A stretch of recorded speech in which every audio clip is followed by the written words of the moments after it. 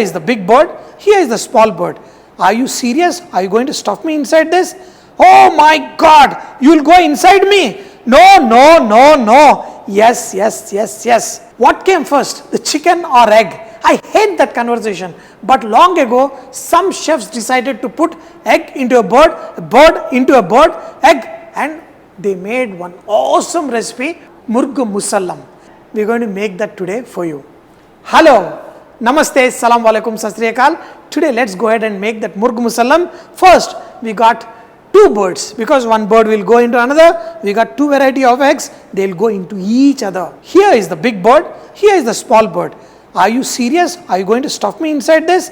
Oh my God, you will go inside me. No, no, no, no. Yes, yes, yes, yes. We got small eggs, we got big egg. We'll all go inside and we'll make a nice dish. These are the best quail eggs in town, but we got to separate them and then we're going to stuff the quail eggs inside. So we can put one, we can take another one, and then we're going to put inside.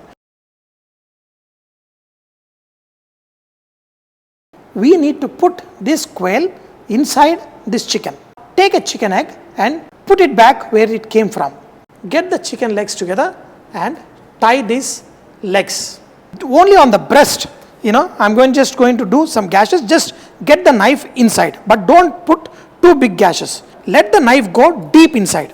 So we're going to put it in the pressure cooker just for 2 whistles so that the chicken will be nice and cooked. In the back also you can give one cut, but not too much. So turn to the other side and do the same thing, only on the thigh part. That should be good enough. I'm going to cook in the nice stock like preparation which I'm going to show you now. In the pressure cooker, add some water. In this, we're going to add the flavoring vegetables like carrot, garlic, onion, anything. This will give a nice flavor for your chicken, and also bay leaf, cinnamon, cardamom, cloves, star anise, and Shahi Jeera, everything. In this, add some salt. This is a nice bird. It's not too big. It is after cleaning, this is only 1 kg, 100 grams. So this is nice and perfect. So very carefully put the chicken here, put the lid on. If the pressure cooker is big, use for 1 whistle. If it is small, just 2 whistles. Both the chicken and the quail, I brined it in the salt water. Means just put it in the salt water for at least 4-5 hours. And that way they become nice and juicy. After 2 whistles, I am going to move this on side and let it cool. In the meanwhile, I am going to make the gravy here. Now the gravy part, you can make your own variations of the gravy, and in the previous Murg Musallam I did not add tomatoes, but here I am going to add the tomatoes to give that nice taste to my gravy. For making this gravy, we are going to add some oil in a pan. In this, we are going to add Shahi Jeera. In this, we are going to add onion, and look at the way I finely cut the onions, because when the gravy is done, you want these onions to be dissolved. Add salt and fry the onions till they are slightly colored. When the onions are getting slightly colored, in this we are going to add some turmeric, we are going to add ginger garlic paste, and just mix this. So make sure that the ginger garlic paste nicely cooked. In this, add coriander powder, the cumin powder, some red chili powder. So be careful that you don't burn the powders. So once this is done, in this I am going to add the almond paste. Let's drop in the almond paste. This almond paste I made by boiling the almonds and making it into a paste. On a slow cooking, this masala is nicely cooked, and you can see how grainy this has become. I'm going to add some tomato puree. I'm going to add some yogurt. So we're going to add some water, and also we're going to add the chicken stock. You have to see the chicken. This chicken alone, put this one here in the gravy. The gravy will slowly start getting into the chicken, and pour the gravy all over. Now just pour the entire stock here. This will be very flavorful. Let's say we're going to cook this for another 20 minutes on a slow flame. The chicken is simmering awesome in the almond gravy and it is getting perfect. Let's go ahead and make the Pattar ka roti. For that, we're going to take some warm water, add sugar, and yeast. Mix it. The yeast will get active now. Taking all-purpose flour. In this, add a little bit of salt and mix this. Now add nicely mixed and make this into a nice soft dough. I have let this dough rest for 15 minutes. For making the pattar ka roti, first we are going to heat these stones. We are going to take this hot stones and spread it few at the bottom. Very carefully, put it on top of the dough like this. Take these hot stones and slowly transfer this on top of. We are going to put this in the hot oven.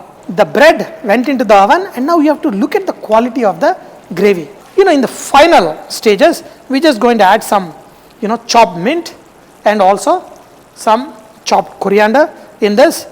I'm just going to put the lid on and I'm going to let it cook for another, 4-5 minutes on a very slow flame. The chicken curry is perfectly done and look at it. Look at the gravy. Now this is finally, you can get that grainy, texture. You can see how the chicken is, how delicately, how nice it is all cooked. Very carefully hold the chicken. Be very, very careful and put the chicken in the center. Pour the chicken gravy on top like this. The hot, fuming and the beautiful chicken curry all over the chicken. Look at this beautiful chicken. This is the whole chicken is perfectly ready. Here comes from the oven our pattar ka roti and get the stones out. This is our beautiful pattar ka roti. When the bread is ready, all you need to do is run your pizza cutter. Look at the gravy. This is the consistency you want. You can have it slightly thinner also. But you have to see the chicken pieces. They are nicely cooked and if you pull them off, they will come off the bone very easily. The chicken is nicely cooked and with the gravy and everything. And I want to be very careful because if I just pull this leg, the entire thing will come off. It has to be cooked so delicately. And our pattar ka roti, and the chicken,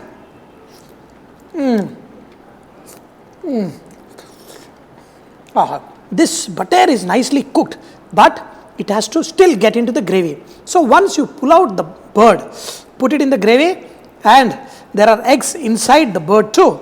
So this time I'm going to take this bird and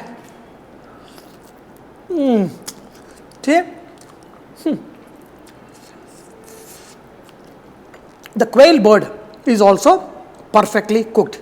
And the best thing is suck the egg out of the bird. And this pattar ki roti, pull the bread off, dip it in this sauce. And